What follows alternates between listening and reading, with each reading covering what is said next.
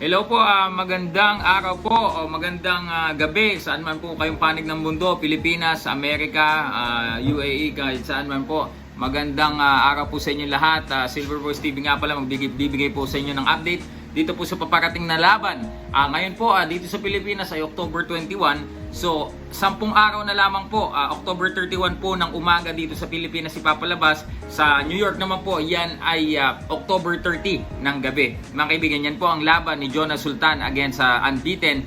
And talagang lahat ng panalo ay galing sa knockout na si Carlos Caraballo ng Puerto Rico, mga kaibigan. Ngayon po, ang dami po nagtatanong, mapapanood ba ito sa telebisyon, mapa-Amerika o sa Pilipinas? At dahil, bakit dati, nung kala namin, inaabangan namin sa TV, sila Jonas Sultan dun sa undercard ng Casimero versus Rigondo. Wala, hindi pinalabas. So, again po, yung Sultan versus Sharon Carter nung August 14, hindi po siya nakasama sa TV bout. Kaya hindi po siya naipalabas doon po sa Showtime TV bout noon pong card po na yon ng Rigondo versus Casimero. But ang magandang balita, mga idol, ito pong laban po ni Jonas Sultan at ni Carlos Caraballo dito po sa It's On Top Rank. Ang pinaka main event po nito ay si Cepeda versus Vargas. At ang magandang balita po, ang co-feature po, ang co-main event ng laban na ito, mga kaibigan, co-feature is ito nga pong si Carlos Caraballo and si Jonas Sultan, mga kaibigan. So ipapakita po natin dito.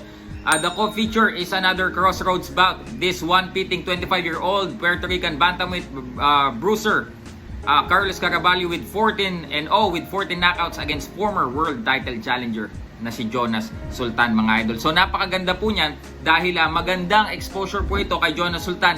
Magandang laban, of course, maganda po yan sa resume, and plus maganda din pong exposure kasi po makikita po yan. Yan po ay Top Rank. So sa makatuwid po, ESPN Plus po yan may papalabas. So sa lahat po ng mga kababayan natin sa US, sana po bumili po kayo, mag-subscribe po kayo sa ESPN Plus, and para mapapanood niyo po yan na laban na yan ng live yan po sa US. And of course, dito po sa Pilipinas, of course, talaga mapapalabas po yan. Kung hindi man po sa television, sa mga internet naman po, magiging available po yan. But let's hope that a network here in the Philippines will buy the rights for that fight, mga idol. And pag binili po yung main card na yan, kasama na po dyan, package na din naman na yan, yung undercard most of the time. No? Minsan yung mismong laban lang. But anyway, depende naman yan.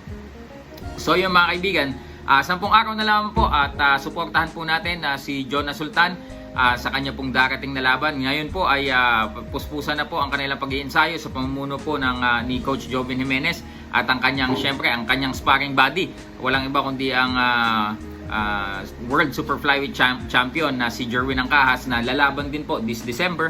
So may mga possibility din po na baka unification na yung kanyang labanan. At but kung hindi naman po, sabi ni Sir Sean ay for sure siya po ay lalaban ngayon pong dadating na December. Yun lang po, mga kababayan, at magandang gabi o araw po sa inyo lahat.